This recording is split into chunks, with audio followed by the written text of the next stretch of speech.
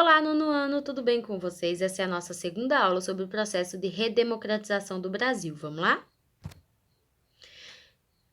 No ano de 1983, no mês de fevereiro, um deputado chamado Dante de Oliveira, do PMDB, ele propôs ao Congresso Nacional uma emenda à Constituição que previa o restabelecimento do voto para o cargo de presidente, tá certo? Essa emenda ela ficou conhecida como Emenda Dante de Oliveira. Essa emenda ela acabou servindo como inspiração para o surgimento de uma série de manifestações populares que aconteceram no Brasil a partir da proposta, de emenda à Constituição, que ficaram conhecidas como Diretas Já.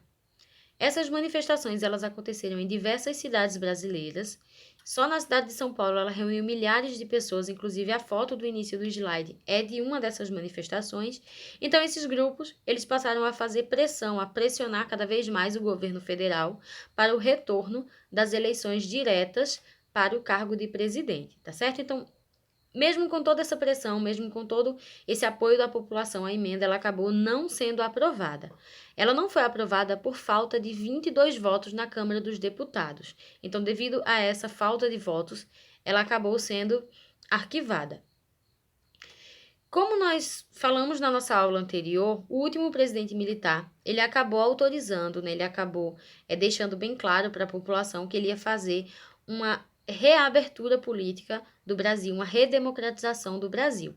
Então, foi autorizado os partidos a iniciarem as campanhas políticas para a eleição de 1985, tá certo? Então, nós tivemos dois candidatos principais. O primeiro deles era o ex-governador de São Paulo, Paulo Maluf, do PDS, que era o candidato apoiado pelos militares. E como seu principal oponente, nós tínhamos Tancredo Neves, que era o atual governador de Minas Gerais. Tancredo Neves, ele fazia parte da Aliança Democrática, formada pelo PMDB e pelo PFL, que era nada mais nada menos que uma dissidência do PDS, tá certo? Só que mesmo assim, mesmo com essas duas figuras muito ilustres, alguém que vai se destacar nesse processo eleitoral de 1985 é o vice de Tancredo Neves, um homem chamado José Sarney. Sarney era o ex-presidente do PDS, então ele era um dissidente do PDS. Então ele era alguém que tinha se desvinculado ao partido e ele se aliou com outros apoiadores políticos e formou o Partido Frente Liberal, o PFL. No dia 15 de janeiro de 1985, a eleição acabou elegendo ninguém mais, ninguém menos que Tancredo Neves como presidente da República. Só que Tancredo Neves acabou ficando doente e ele passou aproximadamente 40 dias internado, e nesses 40 dias a população ficou acompanhando o seu boletim médico com muita preocupação. As pessoas tinham medo que Tancredo Neves morresse e os militares voltassem a tomar conta do poder, tá certo? Então, no dia 21 de abril, após mais ou menos 40 e poucos dias que Tancredo Neves estava internado, o Instituto do Coração, com sede em São Paulo, divulgou o boletim médico dizendo que Tancredo Neves tinha falecido, ou seja, ele morreu, e agora quem deveria assumir era seu vice, José Sarney. Só que, gente, José Sarney, ele tinha sido vinculado ao PDS, ao partido apoiado pelos militares. Então as pessoas começaram a ver isso com maus olhos, a achar que seria nada mais, nada menos que uma continuidade do governo militar. Então isso acabou preocupando muito a população. Então a população ela fez duras críticas à atuação de Sarney e principalmente à sua posse.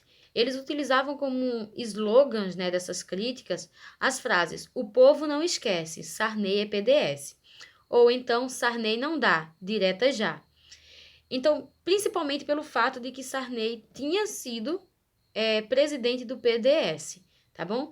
Só que mesmo com todas essas críticas, mesmo tendo sido um dissidente do PDS, o governo de Sarney ele não representou um retrocesso em relação à questão democrática, tá certo? Então, mesmo com todas essas divergências, Tancredo Neves ele não voltou a se filiar com os militares, ele não voltou a, digamos assim, retirar liberdades individuais da população. Então, ele fez a apresentação de uma série de emendas à Constituição a partir de 1967, onde ele restabelecia o voto direto para todos os cargos eletivos, presidente, governador, prefeito e muito mais. Ele também concedeu direito a voto aos maiores de 16 anos, sendo que o voto ele ficava como facultativo, então você vota se você quiser. Ele legalizou partidos políticos que antes estavam na clandestinidade e ele convocou também eleições para a Assembleia Nacional Constituinte. A Assembleia Nacional Constituinte é algo que a gente já vem falando bastante sobre ela.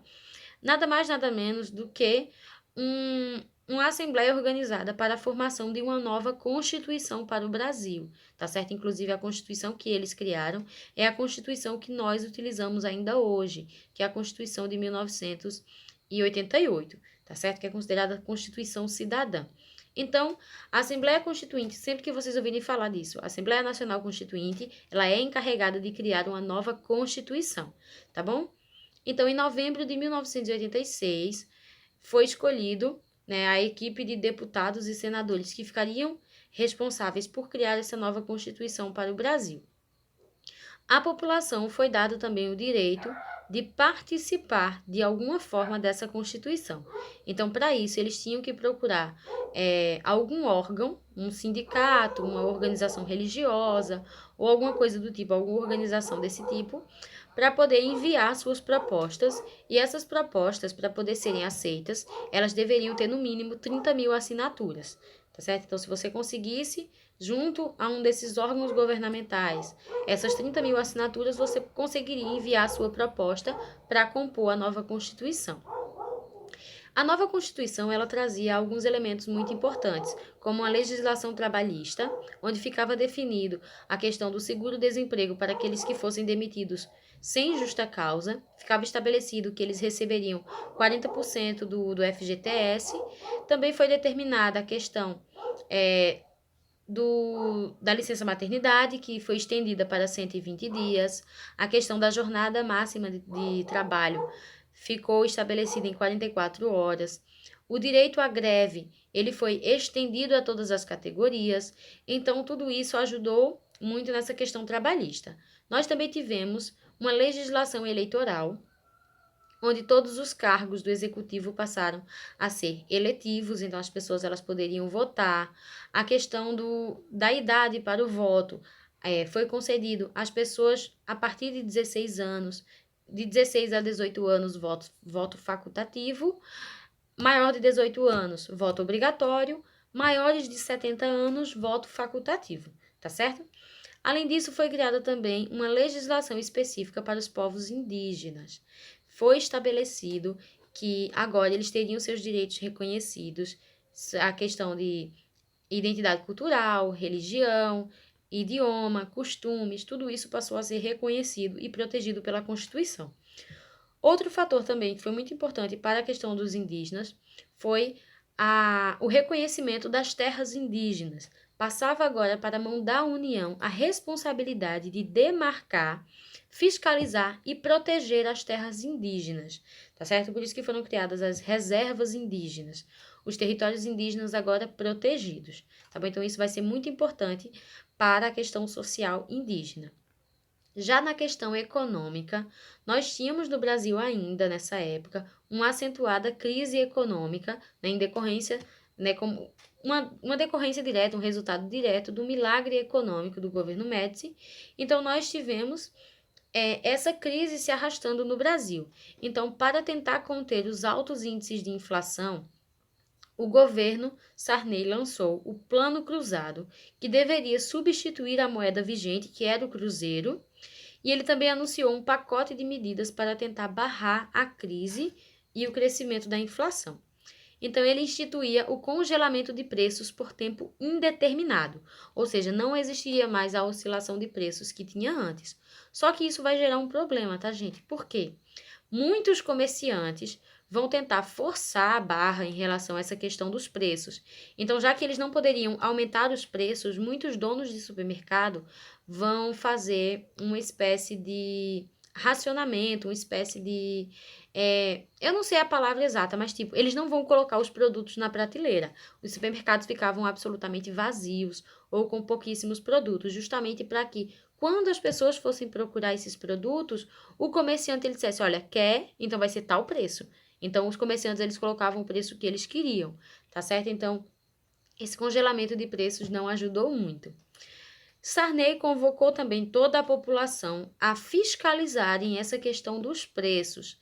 É sempre que os preços estivessem oscilando, as pessoas deveriam denunciar. Inclusive, elas receberam o nome de fiscais de Sarney, tá certo? Então, nós tivemos também um reajuste automático ao salário mínimo sempre que a inflação atingisse 20%. Então, se a inflação atingisse 20%, o salário mínimo seria reajustado, tá certo?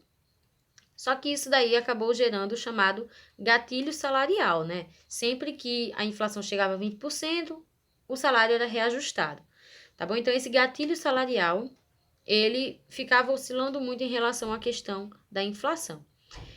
Também ficava determinado um reajuste no salário mínimo de 15%.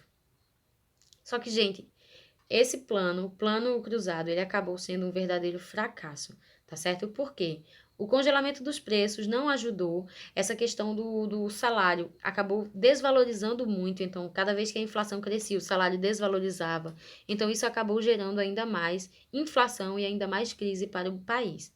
Como solução, em 1987 foi lançado um novo plano e em 1989 um outro plano. O primeiro era o plano Bresser e depois o plano Verão. Ambos fracassaram também, tá certo? Hoje eu estou ficando gaga.